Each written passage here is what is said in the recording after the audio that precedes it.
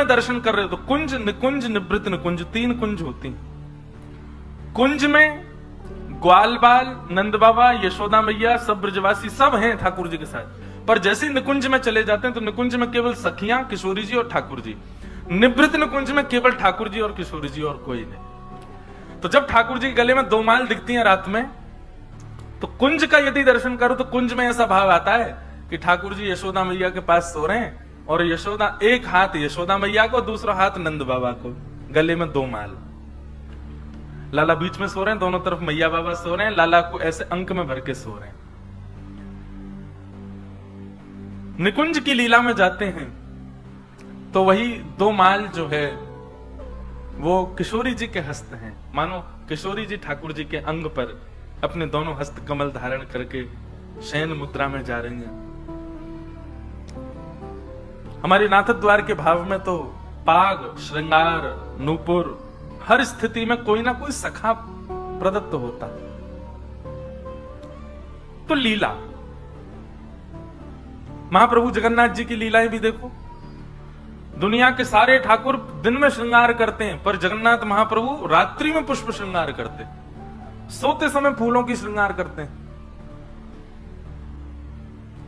वृंदावन के या पूरे भारतवर्ष के जितने भी कृष्ण मंदिर हैं, सब जगह पुष्प सुबेरे धारण होता है। महाप्रभु जी का भी सुबह धारण होता है, परंतु विशेष प्रकार के पुष्पों का श्रृंगार महाप्रभु जगन्नाथ जी का रात्रि में होता है। उसके पीछे लीला क्या है? बोले लीला ये है कि जैसे कपाट बंद होते हैं, श्री जगन्नाथ महाप्रभु उस दिन वृंदावन चले जाते हैं। तो वृंदावन ठाकुर जी रास करने जा रहे हैं, तो रास में जाएं तो सज धज के जाएं, इसलिए श्रृंगार होता है ठाकुर जी का, लीला। तो ठाकुर जी जिस पर अनुग्रह करते हैं उसको धाम प्रदान करते हैं, और जब धाम पुष्ट हो जाता है तब ठाकुर जी उसको लीला प्रदान करते हैं। और जब लीला पुष्ट होने लग जाती है तब ठाकुर जी नाम प्रदान करते हैं। नाम जप ही उसका सर्वधन बन जाता है। सबकी रुचि नहीं बन पाती नाम जप में, बहुत कम लोगों की रुचि होती है नाम जप में। और नाम जब कोई करना प्रारंभ भी कर दे तो उसका मन लगेगा उसमें, यह भी गारंटी नहीं है। नाम में मन लगना ये भी ठाकुर जी का अनुग्रह होता है, तभी हो पाता है। नहीं तो नाम व्यक्ति केवल फेर लेता है, माला पूरी करने पर लगा रहता, कब पूरी हो मैं नेत्र से लगाऊं जाऊं, तब तक समझो आप नाम कर ही नहीं रहे हो। रात भर नींद ना आवे कि कल सुबह होके स्नान करे और मैं नाम जपने बैठूं, तब समझो कि अब नाम की कृपा हो रही। नाम जब पूर्ण होने पर, माला पूर्ण होने पर मन में ऐसा हो, ओहो अब नाम पूरा हो गया, अब मुझे उठना पड़ेगा, तब समझो नाम की कृपा हुई है। नाम जप करते करते करते सुमेरु आ जाए और सुमेरु आते ही मन हो कि एक माला और कर लें, तब समझो ना। ये नामापराध में बताया गया है कि एक नाम अपराध कहलाया जाता है।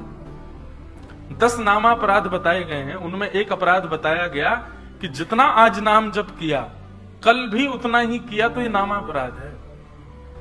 आज जितना किया कल उससे दुगना होना चाहिए। और दुगना कोई ऐसा नहीं कि महाराज जी ने कहा है इसलिए दुगना करना, आप मन से भाव से उसको पूर्ण करो।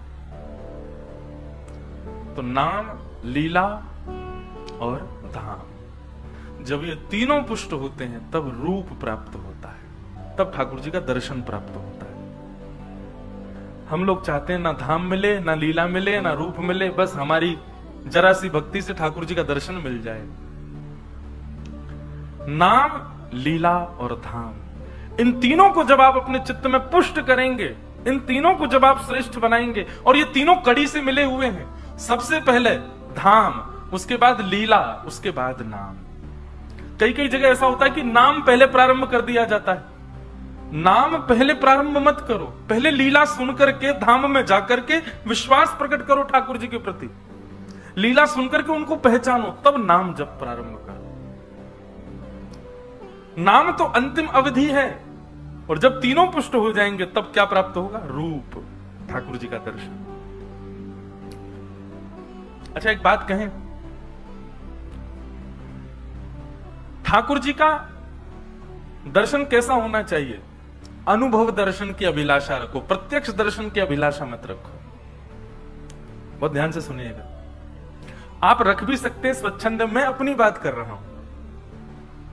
मुझे ज्यादा ठाकुर जी से ये अभिलाषा नहीं रहती कि आप प्रत्यक्ष दिखो, मुझे बस ये रहता आप बस अनुभव करा दो, बस मुझे ये पता चल जाए कि हाँ अभी इस वक्त यहाँ लाल जी बैठे थे, अभी अभी ऐसी लीला करके गए हैं, अभी अभी ऐसा कुछ हुआ होगा। ये अनुभूति मुझे उसमें ज्यादा सुख मिलता है कि हाँ लाल जी ऐसा करके, कहीं प्रत्यक्ष दिख गए तो कहीं अभिमान ना हो जाए, कहीं मान ना हो जाए अपने ऊपर। अनुभव दर्शन, नाम, लीला, धाम, रूप, ये चार। तो सबसे पहले धाम, फिर लीला, फिर नाम और अंत में रूप। ये ठाकुर जी के अनुग्रह से प्राप्त होता है। तो हमने ना जाने कितने पुण्य किए होंगे ठाकुर जी पूर्व में, उसी पुण्य का प्रताप है कि हमको कथा प्राप्त हो रही है और कथा के प्रति हमारी रुचि बढ़ रही है, लीला के प्रति हमारी रुचि बढ़ रही है। ठाकुर जी का बहुत बड़ा अनुग्रह है हमारे ऊपर। आइए, कल हमने महात्म्य सुना, आज प्रथम स्कंद से चर्चा प्रारंभ करते हैं और भगवत चर्चा में प्रवेश करते हैं। जन्माद्यस्य यतोऽन्वयादितरतः चार्थे स्वविज्ञस्वराट् तेने ब्रह्म हृदय आदि कवये मुह्यन्ति यत्सूरयः तेजो वारिमृदां यथा विनिमयो यत्र त्रिशर्गो मृषा धाम्ना स्वेन सदा निरस्तकुहकं सत्यं परं धीमहि। श्रीमद् भागवत जी का प्रथम श्लोक। जन्माद्यस्य यतोऽन्वयादितरतः। श्रीमद् भागवत जी का प्रथम श्लोक प्रारंभ होता है, जो जन्म और मृत्यु के बंधन से सर्वथा परे है। देखो भगवान कौन है? कर्तुम अकर्तुम अन्यथा कर्तुम समर्थ ईश्वर है। बहुत ध्यान से सुनिएगा, वो ईश्वर है, उनको जन्म लेना आवश्यक नहीं है, पर वो फिर भी जन्म लेते हैं। और जन्म कोई ऐसा नहीं लेते कि ठाकुर जी ज्योति रूप में प्रकट हो गए, 9 महीना मातृगर्भ में रहते हैं और फिर प्रकट होते हैं। लोग बात कहते हैं कि वो जब अजन्मा हैं तो उनको जन्म लेने की क्या आवश्यकता। सबसे ऊंची प्रेम सगाया, प्रेम के वश अर्जुन रथ हाँक्यो, भूल गए ठकुराई सबसे ऊंची प्रेम सगाया। प्रेम श्री जगन्नाथ जी को यदि बांधा जा सकता है ना, वैसे तो वो बंधेंगे नहीं कभी, लेकिन उनको बांधने का केवल एक तरीका है और वो है प्रेम। वो अजन्मा है, उनको जन्म लेने की कोई आवश्यकता नहीं, परंतु फिर भी वो जन्म क्यों लेते हैं? क्योंकि प्रेम। चाहे वो कौशल्या मैया का हो, चाहे वो यशोदा मैया का हो, चाहे देवकी मैया का हो, चाहे देवहूति माता का हो, चाहे अनसुईया माता का हो, ये सब माताओं के प्रेम के वश ठाकुर जी उनके गर्भ में 9 महीने रह करके जन्म लेते हैं। ऐसा नहीं कि केवल आ गए पुत्र बनकर के ज्योति रूप में प्रकट हो गए, बस हो गया काम, मैया आ गए हम आपके पुत्र। नहीं, पूरी जो अनुभव एक मां को 9 महीने तक अपने गर्भ के बालक के प्रति होता है, वैसा अनुभव ठाकुर जी कराते हैं 9 महीने तक, उसके बाद जन्म लेते हैं। वो अजन्मा है, लेकिन फिर भी प्रेम के वश आकर के ठाकुर जी सब करते हैं। मैं कथाओं में कहा करता हूं कि भगवान इतने नियमों में क्यों रहते हैं? ठाकुर जी जितने नियम में रहते हैं उतना नियम में कोई नहीं रहता।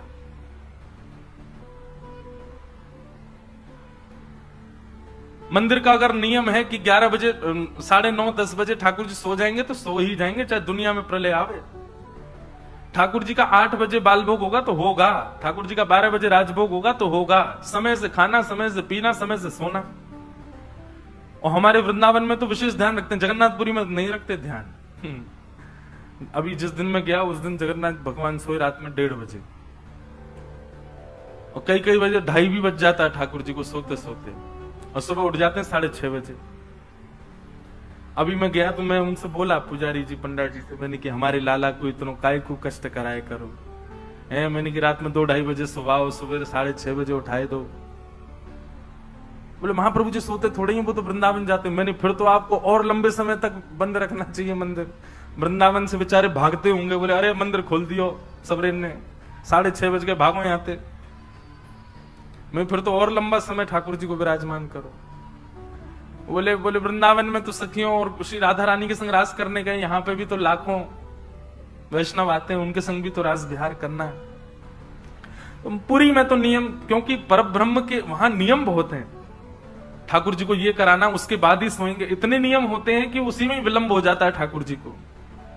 पर कभी कभी चित्त में ऐसा भाव आता है कि परब्रह्म इतने नियम में क्यों बंधा है, भगवान इतने नियमों में क्यों रहते हैं।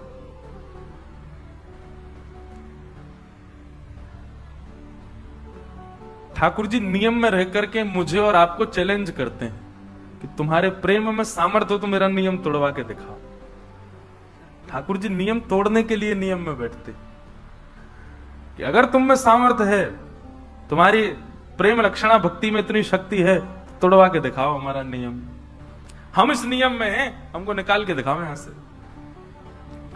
कितने भक्तों के लिए ठाकुर जी ने नियम तोड़ा। स्नान पूर्णिमा के दिन श्री जगन्नाथ जी गणपति रूप धारण करते हैं। गणपति भक्त था उसके लिए, क्योंकि उसका संकल्प था मैं गणेश जी के अलावा किसी को नहीं देखूंगा। उसके लिए श्री जगन्नाथ जी ने नियम तोड़ा और अन्य देव का रूप धारण कर लिया, गणपति रूप धारण कर लिया। साल्वेग की भक्ति से प्रसन्न होकर के महाप्रभु जगन्नाथ जी का रथ जो लाखों लोग खींचते हैं रुक गया।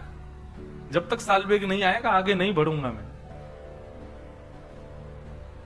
बलराम दास जी जैसे भक्त के लिए ठाकुर जी ने अपने रथ को रोक दिया और रथ के आगे लाखों लोग खड़े थे। ठाकुर जी ने समुद्र किनारे दूसरी रथ यात्रा कर ली, नियम तोड़ दिया। माधव दास भक्त के लिए ठाकुर जी जगन्नाथपुरी छोड़ करके वृंदावन चल दिए। आपको पता है श्री जगन्नाथ जी का एक स्वरूप वृंदावन में भी विराजमान है, जो जगन्नाथपुरी से ही गया हुआ है। एक हरिदास नाम के भक्त हुए वृंदावन में। इस स्वामी श्री हरिदास जी नहीं जिन्होंने बिहारी जी को प्रकट किया, एक अन्य हरिदास नाम के भक्त हुए। उनको महाप्रभु श्री जगन्नाथ जी ने स्वप्न में आकर के आज्ञा की कि हरिदास जी मोए वृंदावन की बड़ी याद आ रही है। हरिदास जी बोले तो आपको याद आ रही है तो आपके लिए क्या किया जाए बताओ। बोले अभी मेरा नवकलेवर होने वाला है जगन्नाथपुरी में।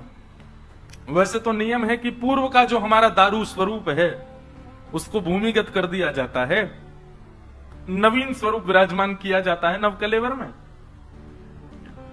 आप एक काम कीजिए, जो नवकलेवर होगा तो पूर्व का जो स्वरूप है हमारा उसको आप लेकर के वृंदावन चले जाओ। हरिदास जी बोले जगन्नाथपुरी के लोग छोड़ देंगे मुझे, कहीं ऐसा नहीं हो कि महाराज चढ़ मरे मुझे। बोले वो उसकी जिम्मेवारी हमारी है, तुम बस हमको ले आओ। स्वप्न में ठाकुर जी ने आज्ञा कर दी। हरिदास जी महाराज महीनों लगा करके तो पहुंचे जगन्नाथपुरी। नवकलेवर के समय के आसपास ही पहुंच पाए, साधन इतने थे नहीं। और जाकर के सीधे मंदिर में पुजारियों से उन्होंने कह दिया कि ठाकुर जी की आज्ञा है, नवकलेवर होने वाला है, तो नवकलेवर के समय ये जो पूर्व का स्वरूप होगा ये आप हमको दे देना, हम इसको वृंदावन ले जाएंगे। पुजारी हंसने लगे, बोला हाँ तुमको दे देंगे हम, इतने वर्षों से चली आई हमारी नियम सेवा, इसको छोड़ दें हम, तुमको दे देंगे। और तुमको ठाकुर जी ने स्वप्न दिया, हमको क्या प्रमाण है? तुम्हारे जैसे बहुत आते हैं ऐसे कहने वाले, चलो जाओ यहां से। हरिदास जी महाराज खूब कहते रहे लेकिन किसी ने उनकी बात नहीं मानी। दूर खड़े खड़े जगन्नाथ जी को देखने लगे। बोले मुझे कोई गरज नहीं थी आपको ले जाने की, आपकी आज्ञा थी इसीलिए मैं आया था, नहीं जाना तो बैठे रहो यहीं पर, मुझको क्या। लेकिन मंदिर से बाहर निकल करके मन में सोचने लगे कि एक आज्ञा हुई ठाकुर जी के जीवन में, वह भी मैं पूर्ण नहीं कर पाया तो काय बात का भक्त। यहां तो मेरी बात कोई मानने वाला है नहीं। हरिदास जी महाराज समुद्र के किनारे चले गए, वहीं अनशन व्रत पर बैठ गए। बोले या तो जगन्नाथ जी को संग लेकर के वृंदावन जाऊंगा, नहीं तो इसी समुद्र में प्राण त्याग दूंगा अपने। 3-4 दिन बीत गए। बंधुओं एक बात हमारी एक मानेंगे, आप लोग जगन्नाथपुरी जाते हैं ना, सबसे पहले समुद्र नारायण भगवान को प्रणाम किया करो जाते समय। क्यों?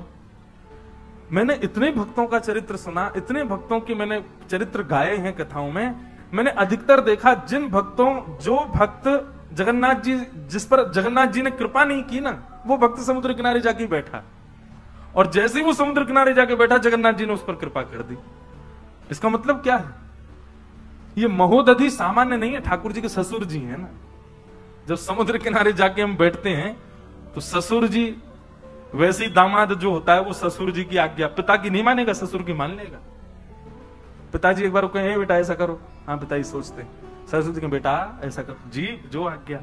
उसके पीछे कारण दूसरा भी है ना, नहीं मानूंगा तो बगल में बैठिए जे मुझे छोड़ेंगे। मेरे पिताजी कह रहे हैं मानते नहीं। और जगन्नाथ जी की तो बड़ी रोचक रोचक कथाएं हैं। जगन्नाथ महाप्रभु अपनी ध्वजा पर चंद्रमा और सूर्य दोनों को धारण रखते हैं। सूर्य को धारण करते हैं, ये बात तो समझ आती भाई, ध्वजा है, ध्वजा मतलब प्रकाश का द्योतक होता है, और उस पर सूर्य विराजमान रहे, चंद्रमा, और वो भी अर्ध चंद्रमा रहता है। क्यों? लक्ष्मी जी लड़ती रहती हैं भगवान से किसी ना किसी बात पे, तो जब भी लक्ष्मी जी लड़ती हुई आती हैं तो भगवान ऐसे बैठते हैं। तो लक्ष्मी जी ऊपर देखती हैं, जैसे ही ऊपर देखती हैं तो सूर्य से प्रकट लक्ष्मी, सूर्य से प्रकट चंद्रमा, यानी लक्ष्मी के भैया। और जब अपने भैया को ध्वजा पर देखती हैं तब लक्ष्मी जी का क्रोध शांत होता है। अच्छा अच्छा, नहीं कोई बात नहीं, भैया बैठा रखे हमारे ऊपर, तब लक्ष्मी जी का क्रोध शांत हो जाता है। नहीं तो भगवान कभी कभी इशारा, ऐसे इशारा करते हैं तो लक्ष्मी सोचती है कहीं ये ना सोच रही हूं कि इसको निकालो ध्वजा से, तो लक्ष्मी शांत हो जाती है अपने आप। यार नहीं, कोई बात नहीं, आप जो करो सब अच्छा। तो गृहिणी का जो सम्मान है वो ठाकुर जी भी करते हैं, और गृहिणी के कारण गृहिणी के पिता का भी सम्मान करते हैं। तो मुझे ऐसा लगता है, मैंने अधिकतर भक्तों के विषय में देखा, जगन्नाथपुरी जाने वाले भक्तों ने जब तक समुद्र का आश्रय नहीं लिया, प्रभु ने कृपा नहीं की उसके ऊपर। इसलिए सबसे पहले समुद्र नारायण को प्रणाम करो, वहां की रज जो है उसको वंदन करो, उसके बाद महाप्रभु जी के पास जाओ, देखना, और भक्तों से विशेष आपको दर्शन होगा। ससुर जी से पहले मिलके आए हैं, ससुर जी की अप्रोच से आए हैं। तो श्री हरिदास जी जाकर के समुद्र किनारे रुदन करने लगे, अन्न जल का त्याग करके अनशन पर बैठ गए। तभी महाप्रभु जगन्नाथ जी ने राजा को स्वप्न दिया और कहा, मेरे परम वैष्णव श्री हरिदास जी आए हैं और मेरी उनको आज्ञा हुई है, आप मेरे सारे रूपों को नवकलेवर के समय भूमिगत कर दिया करें, परंतु अब का जो स्वरूप है इसको वृंदावन भेजो, मुझे एक रूप में वृंदावन रहना है और हरिदास जी के साथ भेजो। तब राजा ने भगवान की आज्ञा मान करके हरिदास जी को बुलाया, और पहली बार जगन्नाथपुरी में ऐसा हुआ कि नवकलेवर के बाद श्री जगन्नाथ महाप्रभु का जो स्वरूप था वो वृंदावन गया, और आज तक जगन्नाथ घाट पर श्री जगन्नाथ जी विराजमान है। बोलो जगन्नाथ महाप्रभु की जय। ऐसे श्री जगन्नाथ जी। तो प्रेम प्रधान है, वे जन्म और अजन्म से सर्वथा परे हैं, परंतु उनकी इच्छा हो जाए तो वो कुछ भी कर सकते हैं। इसलिए कभी ये विचार नहीं करना चाहिए भगवान को तो इसकी जरूरत ही नहीं थी, भगवान तो ये करना ही नहीं चाहिए था, भगवान को इसकी जरूरत ही नहीं है, भगवान तो इस सत्ता में होने ही नहीं चाहिए। वो सर्वथा स्वतंत्र हैं, वो कुछ भी कर सकते हैं। कर्तुम अकर्तुम अन्यथा कर्तुम समर्थ ईश्वर है, इसीलिए उनका नाम ईश्वर है। भले ही शास्त्रों में, वेदों में निषेध बताया गया हो कि ये निषेध है, ठाकुर जी को ये निषेध है, ऐसे नहीं जाना चाहिए, ऐसे नहीं भोजन बनाना चाहिए, ऐसे नहीं सेवा करनी चाहिए, पर उनकी इच्छा हो जाए तो वो सब करवा भी सकते हैं नियम से परे जा करके। कई घरों में, कई संप्रदायों में ऐसा नियम है, ठाकुर जी का भोग ऐसे बनना चाहिए, इतने अपरस में बनना चाहिए, नदी के जल से ही बनना चाहिए, मिट्टी के बर्तन में ही बनना चाहिए, केले के पत्ते में ही पधराना चाहिए, इतने नियमों में इतने बजे ही होना चाहिए। पर ठाकुर जी उसमें बंधे नहीं है, वो स्वतंत्र आ जाए तो वो कुछ भी कर सकते हैं। वो कर्माबाई के बिना नवे दिवे खिचड़ी को भी खाने चले जाते हैं, और उस खिचड़ी को खाने जाते हैं जो कर्माबाई बिना नहाए धोए बनाती, और चम्मच कलची से नहीं, कभी कभी दांतुन करती करती दांतुन के पिछले भाग से चला देती। उसको खाने ठाकुर जी पहुंच जाते। तो वे कौन हैं? वो सर्व स्वतंत्र हैं। हम कहते भले ही हैं ये नियमों में ठाकुर जी हैं, पर ये सब कहने की बात है। यदि वो अपने पर आ जाएं तो उनके लिए कोई नियम नहीं है, वो सर्व स्वतंत्र हैं, वो कुछ भी कर सकते हैं। ठाकुर जी का स्वभाव है ऐसा।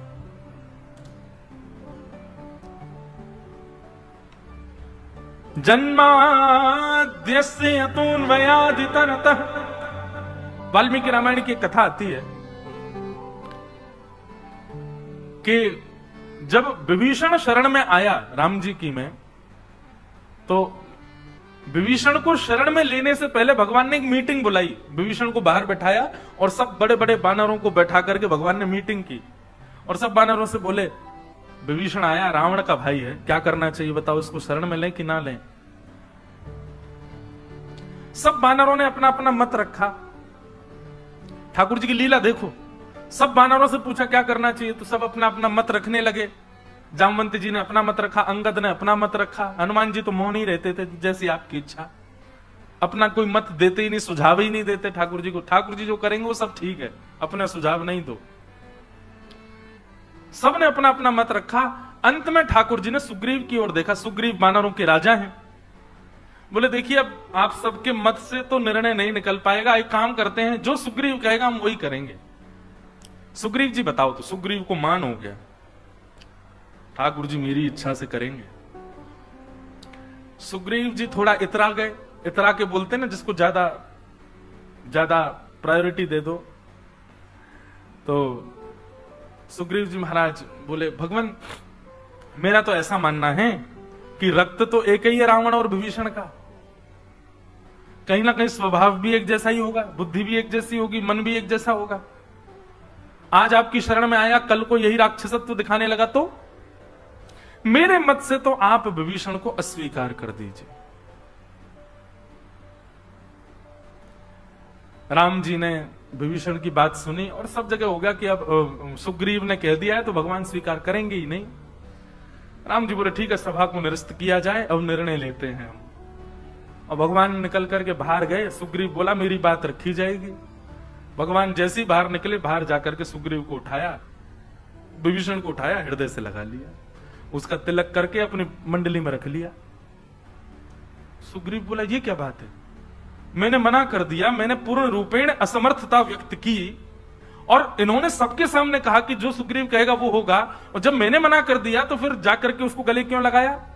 और जब गले लगाना ही था, इनके मन में था ही पहले से, तो मुझसे पूछा क्यों? सुग्रीव के मन में आ गया कि कल प्रातःकाल होते ही मैं तो यहां से चला जाऊंगा, अब आगे की यात्रा में मैं नहीं रहूंगा, अपना अपमान करवाने थोड़ी रह रहा हूं मैं इनके पास में, ये अपने आप ढूंढ लें सीता जी को, मैं तो चला जाऊंगा। तब भगवान प्रसाद पा रहे थे, भगवान ने प्रसाद पाते पाते अपना, सुनो सुग्रीव को बुलाना चाहा। सुग्रीव आए। सुग्रीव आकर के बैठे, जी भगवान आज्ञा करें। बोले लक्ष्मण जी के मुख की ओर देखो। सुग्रीव जी ने देखा, बोले ये पलक जितनी देर में झपकते हैं ना, लक्ष्मण जी जितनी देर में अपनी पलक झपकते हैं, इतनी देर में सैकड़ों रावणों को मारने की सामर्थ्य है हमारे अंदर। हमको जरूरत नहीं तुम्हारी रावण को मारने के लिए, हम ना चाहे ना तो रावण जन्म ही नहीं ले सकता। पर यह पूरी लीला केवल और केवल अपने भक्तों की प्रसन्नता के लिए कर रहे हैं। इसलिए सुग्रीव ज्यादा अपने ऊपर मान मत करो कि तुम्हारी बात नहीं मानी या तुमसे क्यों पूछा गया। तुम्हारे मान को नष्ट करने के लिए तुमसे पूछा था हमने, तुमको मान हो गया था कि तुम्हारी बात मानते हैं। तो भगवान सर्व स्वतंत्र हैं, आप उनसे कुछ एक्सपेक्ट नहीं कर सकते। वेदों में, शास्त्रों में, पुराणों में नियम कितने भी बता रखे हो कि भगवान ऐसे करेंगे, भगवान की सेवा ऐसे, भगवान की पूजा ऐसे, भगवान का भोग ऐसे, पर इसमें भी यदि प्रेम आ जाता है चित्त में तो फिर वेदों की लिखी बातें भी ठाकुर जी भूल जाते हैं। प्रेमी भक्त कैसे भी दे उसको स्वीकार करते हैं ठाकुर जी। इसलिए वो परमात्मा है। कर्तुम अकर्तुम अन्यथा कर्तुम समर्थ ईश्वर। जन्माद्यस्य यतोऽन्वयादितरतश्चार्थे स्वविज्ञस्वराट् तेने ब्रह्म हृदय आदि कवये मुह्यन्ति यत्सूरयः तेजो वारि मृदां यथा विनिमयो यत्र तृषको मृषा धाम्ना स्वेन सदा निरस्तकुहकं सत्यम परम धीमहि। श्रीमद् भागवत के प्रथम श्लोक में भगवान की स्वतंत्रता ही बताई गई, वो परम स्वतंत्र है। कई लोग हमसे प्रश्न कर लेते, भगवान को रास करने की क्या जरूरत थी? वो भगवान होकर के चोरी कैसे कर सकते हैं? वो भगवान होकर के किसी सबरी का झूठा कैसे खा सकते हैं?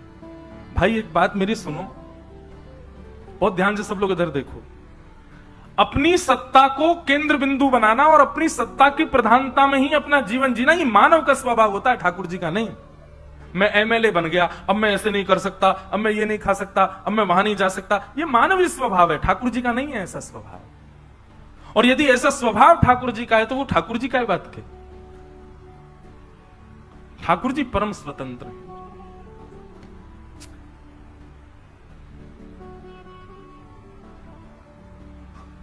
ऐसे ठाकुर जी के परम रूप को हम बारंबार प्रणाम करते हैं। सत्यम परम धीमहि, परम सत्य ठाकुर जी को हम वंदन करते हैं। धर्म प्रोजित कैतवूत्र परमो निर्मत्सराणां सताम् वैद्यं वास्तवमत्र वस्तु शिवदं तापत्रयोन्मूलनम्। श्रीमद्भागवते महामुनिकृते किं वा परेरीश्वर सद्यो हृद्यवरुध्यते त्रिकृतिभिः शुश्रूषुभिस्तच्छा। भागवत जी का द्वितीय श्लोक है और द्वितीय श्लोक में धर्म, विषय, अधिकारी, संबंध और प्रयोजन, चार बातें बताई जाती। भागवत का विषय क्या है? तो कहते हैं धर्म प्रोजित कैतवोत्र परमो। चित्त में, सुनने वाले के चित्त में परम धर्म का प्रादुर्भाव होना, यह भागवत का विषय है। धर्म का प्रादुर्भाव नहीं, परम धर्म का प्रादुर्भाव।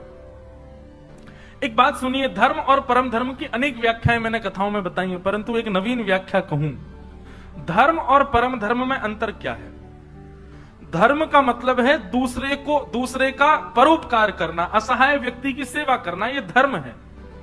बहुत ध्यान से सुनिएगा, असहाय व्यक्ति की सहायता करना यह धर्म है। निर्धन व्यक्ति को विवाह के लिए या उसकी पढ़ाई के लिए उसकी सहायता करना, यह सब धर्म कहलाता है। दूसरे की सहायता करना यह धर्म है, पर दूसरों को दूसरों की सहायता के लिए प्रेरित करना यह परम धर्म है। मैं किसी की सहायता करूं यह धर्म है, परंतु मैं आप सबसे भी कहूं कि आप सब भी सहायता करो, यह परम धर्म है। समझ में आई बात? मैं माला जपूं यह धर्म है, पर मैं आपको भी प्रेरित करूं कि आप भी जपो, यह परम धर्म है। मैं जगन्नाथ जी का दर्शन करूं यह धर्म है, पर मैं आपको भी प्रेरित करूं, यह परम धर्म है। मैं भगवत मार्ग का अनुगामी बन जाऊं यह धर्म है, परंतु मैं आपको भी लेकर के चलूं, यह परम धर्म है। समझ में आई बात? अपने उद्धार का विषय जब रहता है तो वो धर्म कहलाता है, परंतु जब अपने साथ साथ अन्यों के भी उद्धार का भाव चित्त में प्रकट होता है तो वो परम धर्म कहलाता है। श्रीमद् भागवत का विषय क्या है? सुनने वाले श्रोताओं के चित्त में धर्म नहीं, परम धर्म प्रकट होना चाहिए। आप यदि कथा सुनकर के केवल अपने ऊपर लागू कर लेते हैं तो आप धर्म कर रहे हैं, परंतु आप लागू करके अपने घर के सदस्य, अपने मित्र, अपने परिवारी जन, अपने जो भी आपके संपर्क में आए, आप उसको भी प्रेरणा देते हैं, ये परम धर्म कहलाता है। भक्तिमती मीराबाई, भक्त श्री सूरदास जी महाराज, ये सब कौन है? ये सब धर्म नहीं, परम धर्म करते थे। सूरदास जी ने 1.25 लाख पद लिखे। कितने? 1.25 लाख। किसके लिए? मेरे और आपके उद्धार के लिए। इसलिए उन्होंने परम धर्म किया है। आज के जो भक्त हैं उनमें और आज से 100 वर्ष पहले के भक्तों में अंतर क्या था? अब जो हम लोग हो गए ना, हम धार्मिक हो गए, बस हम धर्म तक ही सीमित रहते हैं। हमको इसकी बात की इच्छा नहीं कि किसी अन्य का भी कल्याण हो, उद्धार हो, और अगर उसका उद्धार हमसे पहला हो रहा हो तो हम कोशिश ये और करेंगे कि इसको खींचें पीछे।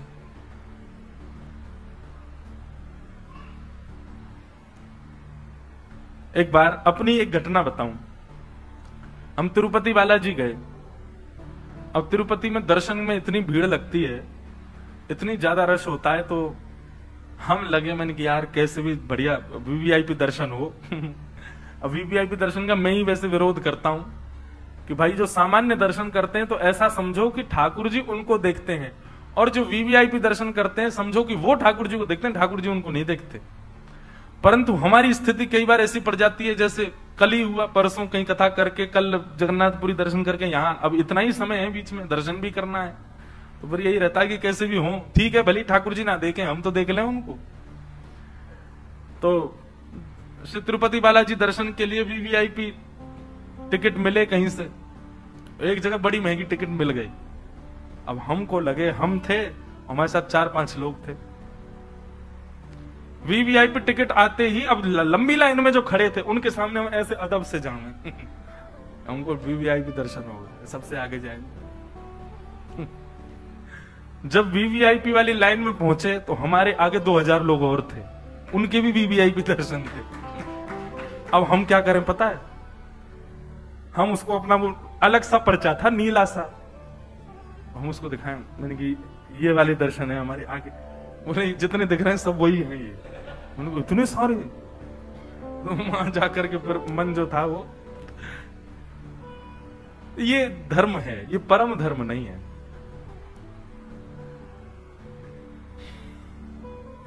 परम धर्म का स्वरूप अलग होता है। परम धर्म का जब भाव आता है तो स्वयं को गौड़ रखा जाता है, अन्यों के उद्धार की भाव रखा जाता है। मीराबाई के चरित्र में भी ऐसा आता है प्रसंग। श्री गिरधर लाल जी से प्रार्थना करते हैं कि हे गिरधर लाल, जब एक प्रसंग आता है, थोड़ा सा सुनाऊं, कि जब मीराबाई को विष दिया गया तो मीराबाई से कहा कि चरणामृत है, मीराबाई तो पी गई उसको, उनको कुछ नहीं हुआ। उनके देवर ने जिस वैद्य से वो विष बनवाया था उस वैद्य को बुलाया, बोले तेने विष बनाया था? बोले हाँ, बहुत बढ़िया विष था वो तो, उसको सूंघने मात्र से मृत्यु हो जाए। बोले मीराबाई तो नाच रही है, उसको तो कुछ नहीं हुआ। बोले हो ही नहीं सकता ऐसा, वो तो बड़ा खतरनाक कालकूट विष है।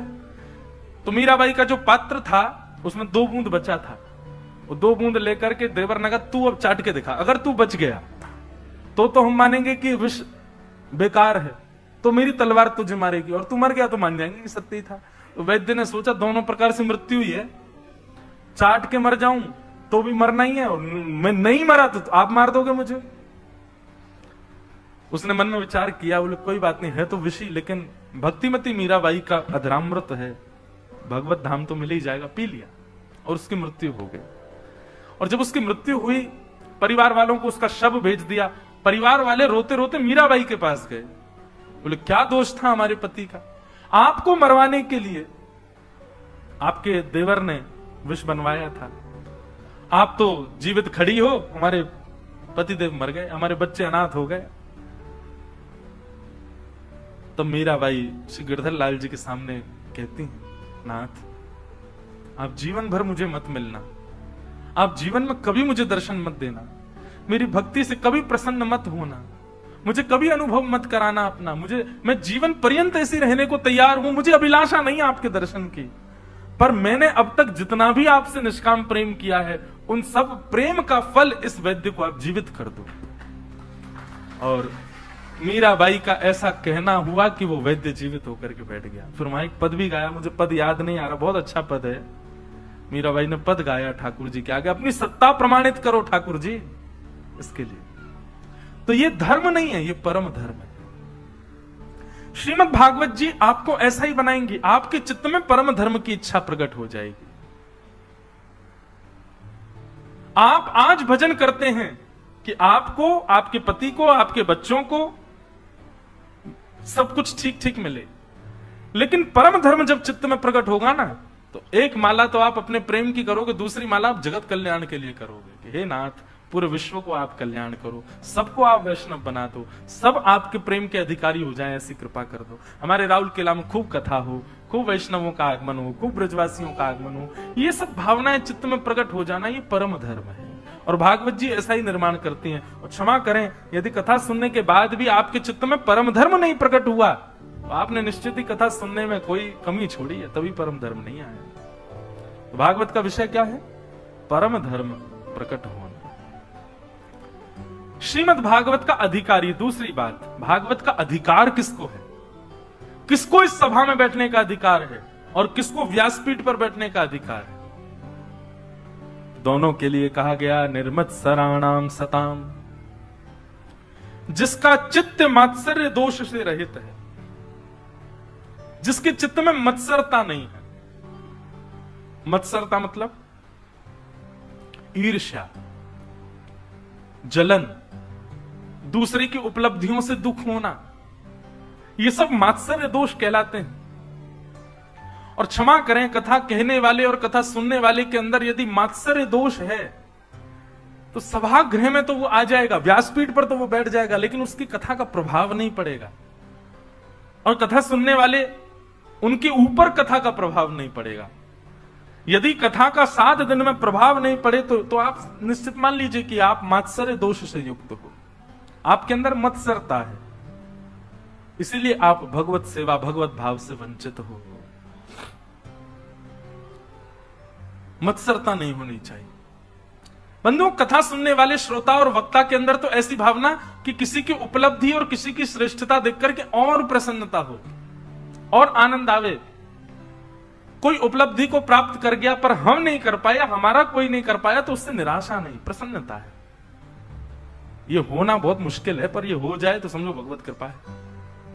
बंधु, पता क्या, भागवत में तरीके बताए जाते हैं भगवत प्राप्ति के, और फिर सिम्टम्स बताए जाते हैं कि ऐसे ऐसे ऐसी ऐसी आपकी निर्माण होने लग जाए, ऐसे ऐसे आपके स्वभाव हो जाए, तो समझो भगवत कृपा हो रही है। सबको देख करके, सबकी उपलब्धियां देख करके आपको प्रसन्नता हो तो निश्चित है इस बात को आप मान सकते हैं कि ठाकुर जी आपसे प्रसन्न हैं। पर केवल अपनों को देख करके प्रसन्न हैं, दूसरों को देख करके ज्वलन भाव में, तो समझो ठाकुर जी कोसों दूर हैं, अभी दूर हैं, अभी बहुत लंबा समय लगेगा मिलने में। ठाकुर जी का स्वरूप स्वभाव ऐसा है। भगवान का निर्मत्सराणाम सताम, ये मात्सर्य दोष से रहित, वो भागवत का अधिकारी। वैद्यम वास्तवमत्र वस्तु शिवदम, श्रीमद् भागवत की कथा ठाकुर जी से संबंध कराती है। और कैसा संबंध कराती है? शिवदम, शिवदम यानी कि कल्याणकारी, कल्याणकारी संबंध ठाकुर जी के साथ। कथा सुनने के बाद कुछ हो ना हो, पर एक क्रम जरूर होगा। ठाकुर जी प्रिय लगेंगे, पूर्व से अधिक प्रिय लगेंगे, पहले से अधिक प्रिय लगने लग जाएंगे, और किसी ना किसी संबंध के रूप में आपको ठाकुर जी दिखने लग जाएंगे। अभी तक आप ठाकुर जी को केवल ठाकुर जी मानते हैं, भगवान मानते हैं, जो भी कुछ मानते हैं, पर कथा सुनते सुनते स्थिति ऐसी हो जाएगी, अब आपको कोई ना कोई संबंध दिखने लगेगा ठाकुर जी के अंदर। ये तो मेरे प्रियतम हैं।